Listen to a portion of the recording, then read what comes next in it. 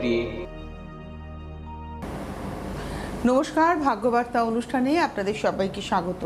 ভাগ্যবার্তা অনুষ্ঠান এমন একটি জ্যোতিষ অনুষ্ঠান যে অনুষ্ঠান আমাদের সবসময় আশার বাণী শোনায়। অর্থাৎ আমরা জীবনে কি করতে পেরেছি কি করতে পারিনি এই খতিয়ান না করে এই অনুষ্ঠান আমাদের বোঝায় যে জীবনটা আপনার এবং আপনি আপনার জীবনটাকে আপনার মতো করে বাঁচতে পারেন। তার জন্য প্রয়োজনীয় যেটুকু দরকার সেটুকু প্রতিকার প্রতিবিধান করলে আপনি আপনার ভাগ্য গড়ে তুলতে পারবেন। প্রত্যেকটা মানুষের জীবনে কিছু না কিছু পজিটিভিটি রয়েছে, সেটাকে ধরেই কিন্তু জীবনটাকে পুরো তার মোড় ঘুরিয়ে দেওয়া যায়। কিন্তু সবাই তো কথা বলেন না, কারণ এই অনুষ্ঠান যার তার মতো জ্ঞান এবং তার মতো করে মানুষের কাছে দাঁড়ানো, এটা মনে হয় সবার এখতিয়ারভুক্ত নয়। আমাদের সঙ্গে রয়েছেন পণ্ডিতজি ভৃগুশ্রী জাতক, অনেক অনেক স্বাগত। নমস্কার। শুরু করব। আজকের কালীকথা থাকবে, আজকে থাকবে প্রসন্নময়ী কালী মন্দির নিয়ে বলবো, থাকবে আজকে গ্রহযোগ নিয়ে বলবো, তার পাশাপাশি আপনাদের ফোনও থাকবে। প্রথমেই বলবো, সামনে হচ্ছে 10ই সেপ্টেম্বর কৌশিকী অমাবস্যা, এবং কৌশিকী অমাবস্যার জন্য আমি বিভিন্ন জায়গায় চেম্বারও ফেলেছি, এবং আপনারা যদি চেম্বারে এসে দেখাতে চান বা কৌশিকী অমাবস্যার যদি গ্রহ দোষ খণ্ডন করতে চান, তাহলে কিন্তু আপনারা এখন থেকে নামটা বুকিং করবেন। বুকিং ছাড়া কিন্তু আমি দেখব না, আমি বেশি ক্লায়েন্ট এখন দেখি না, এবং যারা বুকিং ছাড়া আসবেন ফিরিয়ে দেওয়া হবে। মনে রাখবেন একটা কথা, এসে ফিরে যাবেন, বুকিংটা করে নিন। আর কারণ যারা আমার কাছে আসেন বা অনলাইন করছেন, প্রত্যেকে কিন্তু কৌশিকী অমাবস্যাটাকে প্রাধান্য দিচ্ছেন, আমি দেখছি। কারণ কৌশিকী অমাবস্যায় তাদের যে গ্রহগত নানা রকম সমস্যা থাকে, সেই সমস্যা কাটানোর জন্যই কিন্তু আমার সঙ্গে যোগাযোগ করছেন, এবং চেম্বারেই তাই আসছেন কিন্তু সবাই, প্রত্যেকেই। অতএব আমার মনে হয় আমার প্রচুর পুজো পড়ে গেছে, আমি এই মাসের বাইরে আর নেব না কাউকে। এবং যারা গ্রহদোষ খণ্ডনের ব্যাপারে চিন্তাভাবনা করছেন 10ই সেপ্টেম্বর, আপনারা কিন্তু এই মাসের মধ্যেই কিন্তু আমাকে দিয়ে দেবেন, কারণ এরপরে কিন্তু আমি নেব না। যেখানে যেখানে চেম্বার ফেলা আছে সেখানকার যারা আসবেন তাদের জন্য গ্রহদোষ খণ্ডনের জন্য খোলা থাকবে। কারণ আমি তো দীর্ঘদিন ধরে গ্রহদোষ খণ্ডন করি তারাপীঠের সাধন পীঠে বসেই গ্রহদোষ খণ্ডন করি, এবং তার জন্য আমি লিঙ্ক পাঠাই প্রত্যেককে। আমার ইউটিউব চ্যানেলে প্রত্যেকে দেখতে পায় অ্যাস্ট্রোচক্র ভৃগুশ্রী জাতক, আর প্রত্যেককে কিন্তু আমি ভিডিও পাঠাই। এই যে একটা বিশ্বাস দীর্ঘদিনের, সেই বিশ্বাসটা কিন্তু বিশ্বাসের জন্যই কিন্তু মানুষ আমার কাছে আসেন, যে দেখা যায় যে ইনি সঠিকভাবে করেন গ্রহদোষ খণ্ডন, সেই জন্যই কিন্তু আমার কাছে আসেন এবং আমাকে প্রাধান্য দিয়ে থাকেন। কারণ আমি ব্যাগ থেকে বের করে গ্রহদোষের প্রতিকার দিই না, আমি তার পুজো পাঠ করে গ্রহদোষের প্রতিকার দিয়ে থাকি।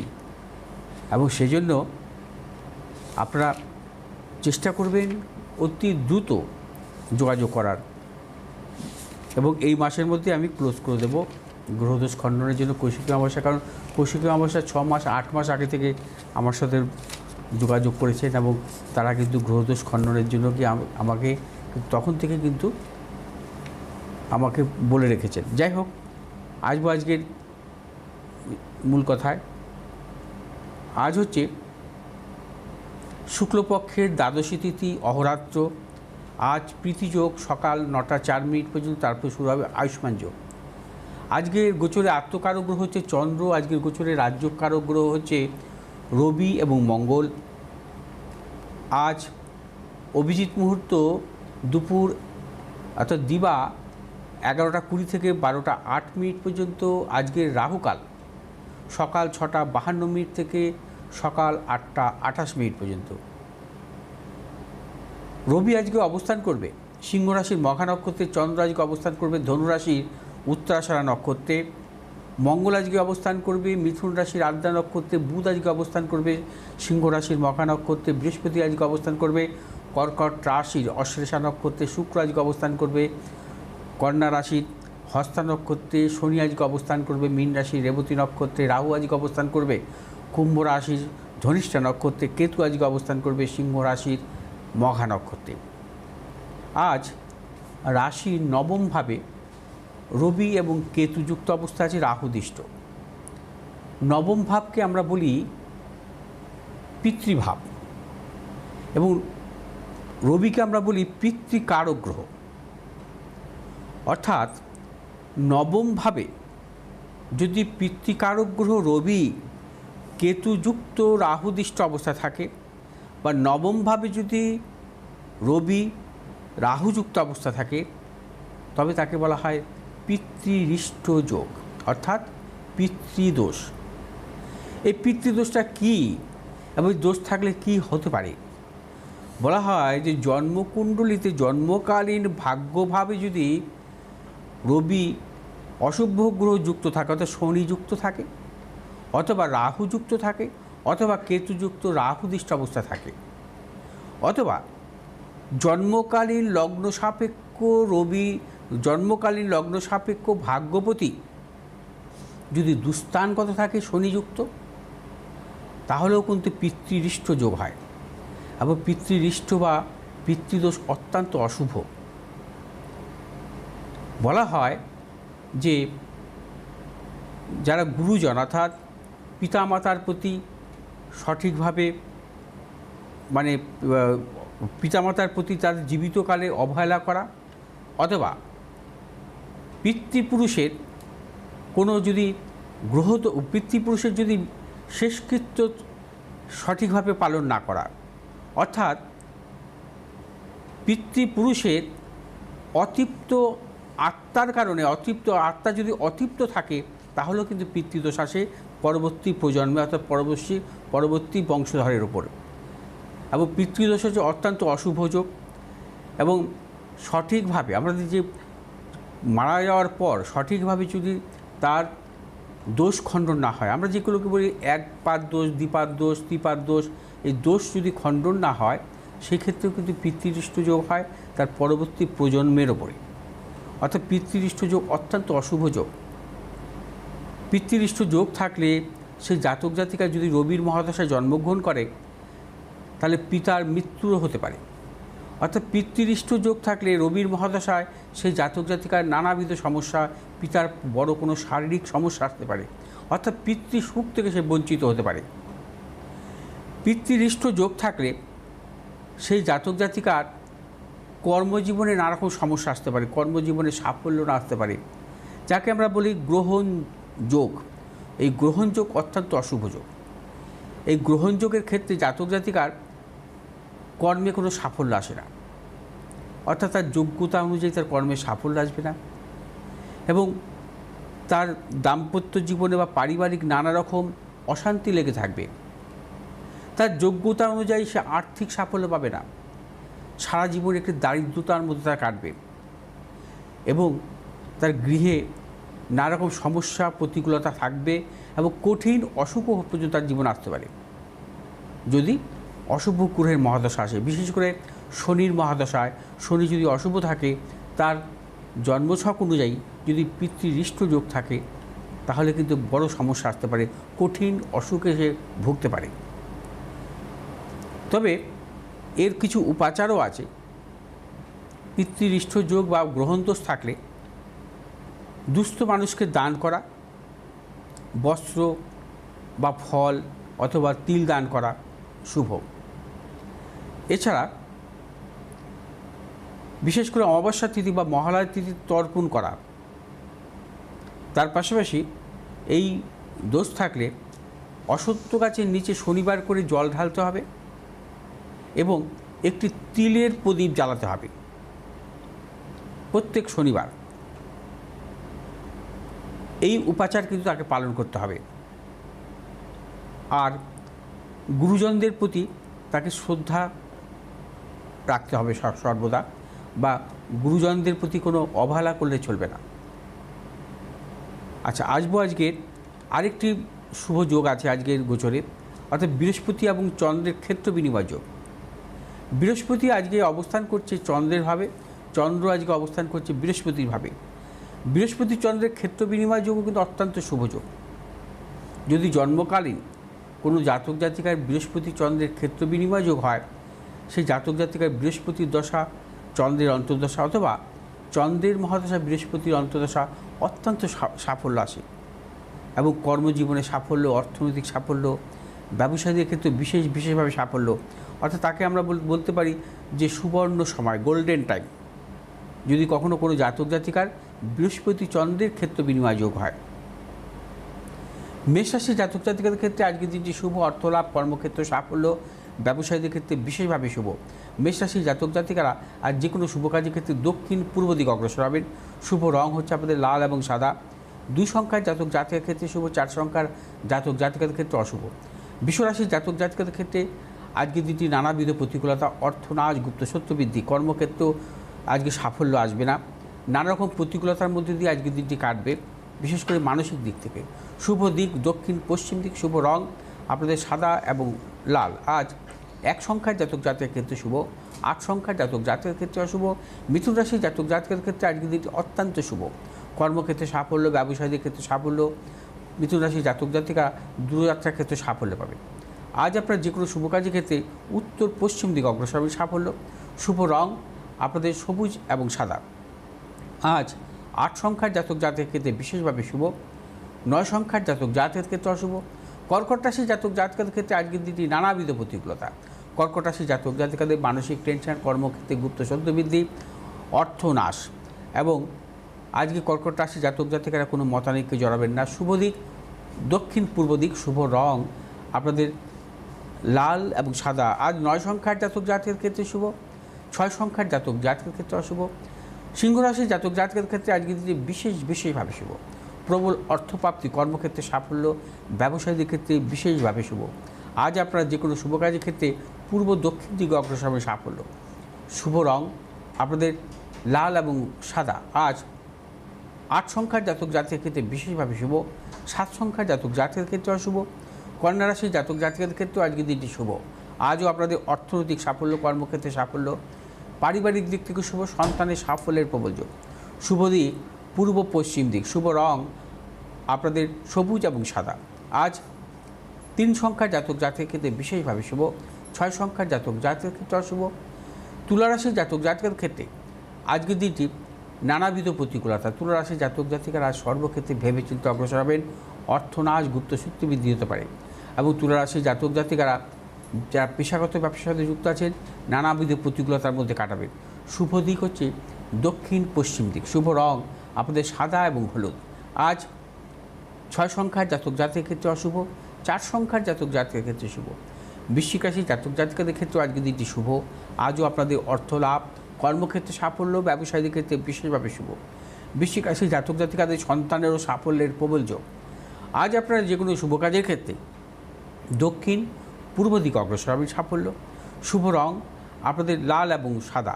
আজ 6 সংখ্যার জাতক জাতকের ক্ষেত্রে বিশেষভাবে শুভ, 3 সংখ্যার জাতক জাতকের ক্ষেত্রে অশুভ। ধনুরাশির জাতক জাতিকারা আজ সর্বক্ষেত্রে নানাবিধ প্রতিকূলতার মধ্যে কাটাবেন। শারীরিক মানসিক প্রতিকূলতা, অর্থনাশ, প্রিয়জনের শারীরিক বিড়ম্বনার প্রবল যোগ। শুভ দিক আপনাদের দক্ষিণ উত্তর দিক, শুভ রং আপনাদের হলুদ এবং সাদা। আজ 1 সংখ্যার জাতক জাতকের ক্ষেত্রে বিশেষভাবে শুভ, 3 সংখ্যার জাতক জাতকের ক্ষেত্রে অশুভ। মকর রাশির জাতক জাতিকাদের ক্ষেত্রেও আজকের দিনটি নানাবিধ প্রতিকূলতা। মকর রাশির জাতক জাতিকাদের অর্থনাশ, কর্মক্ষেত্রে সাফল্য আজকে আসবে না এবং অর্থনৈতিক উন্নতির ক্ষেত্রে ব্যাহত হতে পারে। মকর রাশির জাতক জাতিকা কোনো বেফাস কথা বলবেন না, কোনো মতানৈক্যে জড়াবেন না আজকের দিনটি। আজ আপনারা যে কোনো শুভ কাজের ক্ষেত্রে উত্তর পশ্চিম দিকে অগ্রসর হবেন সাফল্য। শুভ রং আপনাদের নীল এবং হলুদ। আজ 5 সংখ্যার জাতক জাতকের ক্ষেত্রে বিশেষভাবে শুভ, 7 সংখ্যার জাতক জাতকের ক্ষেত্রে অশুভ। কুম্ভ রাশি জাতক জাতিকাদের আজকে প্রবল অর্থপ্রাপ্তি, কর্মক্ষেত্রে সাফল্য, ব্যবসায়ীদের ক্ষেত্রে আজকে দিনটি বিশেষভাবে শুভ। কুম্ভ রাশি জাতক জাতিকারা আজ সর্বক্ষেত্রে সাফল্য পাবেন। শুভ দিক দক্ষিণ পূর্ব দিক, শুভ রং আপনাদের নীল এবং সবুজ। আজ 1 সংখ্যার জাতক জাতকের ক্ষেত্রে বিশেষভাবে শুভ এবং 7 সংখ্যার জাতক জাতকের ক্ষেত্রে অশুভ। মীন রাশির জাতক জাতিকাদের আজকের দিনটি কর্মে সাফল্য, প্রবল কর্মে সাফল্য পাবেন, সম্মান প্রাপ্তি, অর্থপ্রাপ্তি। আজ মীন রাশির জাতক জাতিকারা যে কোনো শুভ কাজের ক্ষেত্রে উত্তর পশ্চিম দিকে অগ্রসর হবেন সাফল্য। শুভ রং হচ্ছে আপনাদের হলুদ এবং সাদা।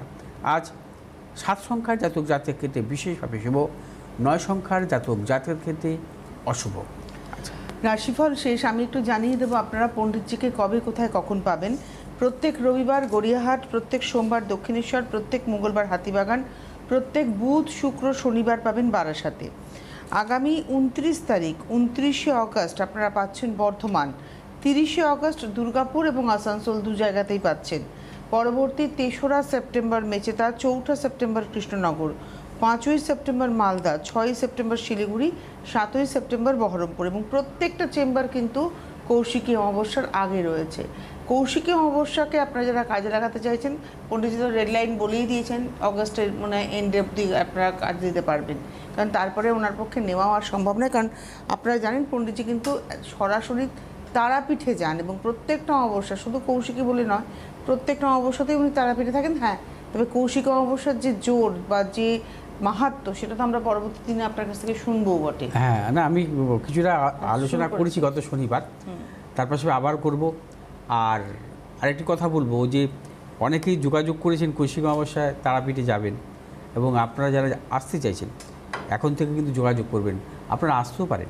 ওখানে বসে সংকল্প বা আপনারা নিজে হাতে কিন্তু আহুতি দিতে পারবেন, সেক্ষেত্রে আপনারা আসতে পারেন। বারবার বলছি একটা টেলিফোন নিয়ে নিন। আর যদি সম্ভব না হয়, যারা অনলাইনে করাচ্ছেন, যারা দূরে থাকেন, এবং তাদের ক্ষেত্রে কোনো অসুবিধা নেই, আমরা নিজেরাই আপনাদের হয়ে আহুতি দিয়ে দেবো। তার ভিডিওটা পাবেন যে আপনার নামে সংকল্প হলো, আপনার নামে যে পুজো হলো, আপনার নামে যে আহুতি দেওয়া হলো, সেই সম্পূর্ণ ভিডিওটি আপনাকে হোয়াটসঅ্যাপে পাঠিয়ে দেওয়া হবে। যাক, আজ নমস্কার, কে রয়েছেন? হ্যালো, হ্যালো, কে বলছেন, কোথা থেকে বলছেন? হ্যাঁ, আমিও বর্ধমান ডিস্ট্রিক্ট গুসকরা থেকে বলছি। আমার ছেলে অভিষেক কুমার, আচ্ছা বিবাহ ব্যাপারে আর ক্যারেক্টারের ব্যাপারে বলছি। আচ্ছা, ঠিক আছে, ডেট অফ বার্থ বলুন। আপনি ডেট অফ বার্থটা বলুন। ডেট অফ বার্থ হচ্ছে 20 জুন 1993। 20 জুন হ্যাঁ, 1993। 1993। টাইম? সময়? সময় 5:45 বৈকাল। 7টা না 5টা? 5টা। 5:45। বিকেলবেলা। কোথায় জন্ম? দুর্গাপুর, বেজাননগর। আচ্ছা, আপনি সঙ্গে থাকুন, পণ্ডিতজি বলছেন। হ্যাঁ, বেজাননগর। আচ্ছা, জন্মবার রবিবার তো? আপনি সকাল বলেছেন না বিকেল বলেছেন? 5:45 কখন বললেন? বিকেল না? বিকাল রবিবার। বিকাল। আচ্ছা, বিকেলেই বলেছেন। আচ্ছা, বৃশ্চিক লগ্ন, মিথুন রাশি ওর। হ্যাঁ, আদ্রা নক্ষত্র। হ্যাঁ, আদ্রা নক্ষত্র, নরগান, এগুলো জানতেন তো আপনি? হ্যাঁ, মিথুন রাশিতে জানি। হ্যাঁ হ্যাঁ হ্যাঁ, বৃশ্চিক লগ্ন। শনি হচ্ছে জন্মকালীন রেট্রোগেট অবস্থায় ছিল। হ্যাঁ, আচ্ছা, এবার আমি একটু জন্মছকে ওর আসবো। জন্মছক অনুযায়ী যেটা পাচ্ছি, শনি স্বক্ষেত্রে আছে, শুক্র স্বক্ষেত্রে দৃষ্ট, বুধও স্বক্ষেত্রে অবস্থান করছে, মঙ্গলও স্বক্ষেত্রে দৃষ্ট। বাহ, মঙ্গল স্বক্ষেত্রে দৃষ্ট, বৃহস্পতি স্বক্ষেত্রে দৃষ্ট, শুক্র স্বক্ষেত্রে দৃষ্ট, আর শনি স্বক্ষেত্রে অবস্থান, বুধও স্বক্ষেত্রে অবস্থান। জন্মছকটা বেশ ভালো দেখছি, মানে গ্রহগত কম্বিনেশনগুলো। চতুর্থপতি কারক গ্রহ শনি স্বক্ষেত্রে, পঞ্চমপতি বৃহস্পতি স্বক্ষেত্রে দৃষ্ট, সপ্তমভাবে কেতু, নিচস্থ কেতু, সপ্তমপতি শুক্র ষষ্ঠভাবে। আচ্ছা, সপ্তম অষ্টমভাবে রবি বুধ চন্দ্র, ভাগ্যপতি সপ্তম অষ্টম নবম, নবমপতি চন্দ্র এবং দশমপতি রবি। আচ্ছা, সপ্তম অষ্টম নবম, ভাগ্যপতি কর্মপতির রাজ্য। আপনার ছেলের জন্মছক খুব ভালো জন্মছক, বুঝতে পারলেন? এডুকেশন আমি ভালো পাচ্ছি। হ্যাঁ, আর 2 নম্বর হচ্ছে কর্মজীবনও ভালো, কর্মজীবনও খুব ভালো সাফল্য আসবে, বুঝতে পারলেন? এখন চলছে শনি, হ্যাঁ শনির মহাদশা। শনি হচ্ছে ওই স্বক্ষেত্রে অবস্থান করছে। শনির মহাদশা, শনি 21 সাল থেকে শুরু হয়েছে। সরি, এক মিনিট। আচ্ছা, হ্যাঁ, শনির মহাদশা এখন চলছে 21 সাল থেকে 40 সাল পর্যন্ত ও শনির মহাদশা থাকবে। স্বক্ষেত্রস্থ শনি, দেখুন, একটা কোনো জাতক জাতিকার জন্মছকে প্রথমেই মানে ওর এই আপনার ছেলের জন্মছক অনুযায়ী কর্মজীবন খুব ভালো হবে, কর্মজীবনে খুব ভালো সাফল্য উন্নতিও কিন্তু আছে। তবে আপনার একটা প্রশ্ন ছিল, আমি প্রথমেই করেছেন বিবাহ সংক্রান্ত। আচ্ছা, এর সপ্তমপতি হচ্ছে শুক্র, সপ্তমপতি শুক্র ষষ্ঠভাবে অবস্থান করছে। এটা কিন্তু ভালো না, এবং সপ্তমপতি পাপগ্রহ মধ্যগত, অর্থাৎ কেতু এবং শনির মধ্যগত। 1 2 নম্বর হচ্ছে আচ্ছা, সপ্তমভাবে নিচস্থ কেতুর অবস্থান, হ্যাঁ, নিচস্থ কেতুর অবস্থান ও সপ্তমপতি হচ্ছে ষষ্ঠভাবে, ওই জন্য বিবাহ সংক্রান্ত ওর বাধা বিড়ম্বনাগুলো আসছে কিন্তু। হ্যাঁ, আমার মনে হচ্ছে 28 সালের আগে বিবাহ হবে না। 28 সালে শুক্রের অন্তর্দশা আসবে, সপ্তমপতি অন্তর্দশা আসবে, সেই সময় থেকে ওর বিবাহর যোগ। ঠিক আছে, সঙ্গে থাকুন, আজকে সময় খুব কম। জীবনে ছেলের কর্মজীবনে সাফল্য আছে, কিন্তু বিবাহিত জীবনের ব্যাপারে জীবনটা ভালো নয় এবং আফটার ম্যারেজ লাইফও খারাপ আসতে পারে। বিবাহিত জীবনের জন্য সতর্ক থাকতে হবে, আর সব ভালো। তার মানে বিয়ে দেওয়ার আগে আপনাদের কাছে ইন্ডিকেশন যখন রয়েছে, বিয়ে দেওয়ার আগে অবশ্যই আপনি ছক বিশ্লেষণ করবেন, জটক বিচার করাবেন এবং তারপরে বিয়ে দেবেন, এবং পণ্ডিতজি যে সময়টা বলেন সেই সময়টাকে মাথায় রাখবেন। আচ্ছা, আজকে আসবো প্রসন্নময়ী কালী নিয়ে বলবো। আচ্ছা, বাংলার বিখ্যাত কালী মন্দিরগুলোর মধ্যে অনেকগুলো ব্রিটিশ আমলের জমিদারদের পৃষ্ঠপোষকতায় গড়ে উঠেছিল, যাদের ঘিরে আছে নানা রকম অলৌকিক ঘটনা। এমনই এক কালী মন্দির নিয়ে আজ উত্তর 24 পরগনার গোবরডাঙ্গায়, যা প্রসন্নময়ী কালী নামে খ্যাত। আজ কালীকথায় এই ঐতিহাসিক কালী মন্দির নিয়ে বলবো।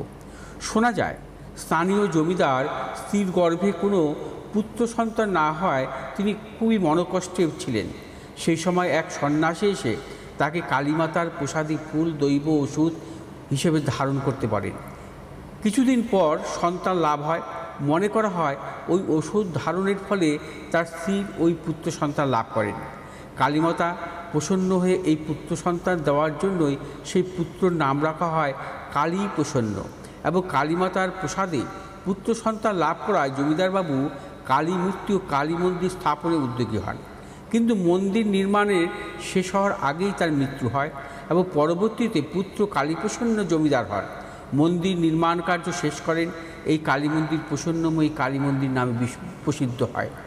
বংশের নীতি বা রীতি মেনে আজও এই বংশের প্রতিটি পুরুষের নামের সঙ্গে প্রসন্ন শব্দ যুক্ত করা হয়। তারা মনে করেন এই পরিবারে দেবী কালীর বিশেষ আশীর্বাদ রয়েছে। প্রসন্নময়ী কালী মন্দির উঁচু ভিত্তি দেবী বেদির উপরে প্রতিষ্ঠিত। দক্ষিণামুখী মন্দিরটি একটি দালান বিশিষ্ট। গর্ভগৃহে শ্বেত পাথরের দেবীর উপরে শায়িত, শ্বেত পাথরের শিবের উপর দণ্ডায়মান প্রায় 2.5 ফুট উঁচু কোষ্ঠী পাথরের সুন্দর কালিকা মূর্তি প্রতিষ্ঠিত। প্রায় 400 বছরের পুরনো এই মন্দিরটির প্রতিটি বিশেষ তিথি, যেমন কৌশিকী অমাবস্যা বা দীপামৃত অমাবস্যার উৎসবে উপলক্ষে আশেপাশের বিভিন্ন জায়গা থেকে অনেক লোকের সমাগম হয়। শনি ও মঙ্গলবারে অনেকে মনস্কামনা পূরণের জন্য পুজো দিতে আসেন। থাকবে আগামী দিনও বিশেষ কালীকথায়, বিশেষ মন্দির নিয়ে বলবো, চলতে থাকবে এই কালীকথা কৌশিকী অমাবস্যা। অনেক ধন্যবাদ জানাবো পণ্ডিতজিকে, ধন্যবাদ আপনাদের। আজকে আপনারা পণ্ডিতজিকে পেয়ে যাচ্ছেন দক্ষিণেশ্বরে। যোগাযোগ করুন, অনলাইনেও আপনারা যোগাযোগ করে নিতে পারেন। আজকে এই মুহূর্তে এই পর্যন্তই, নমস্কার।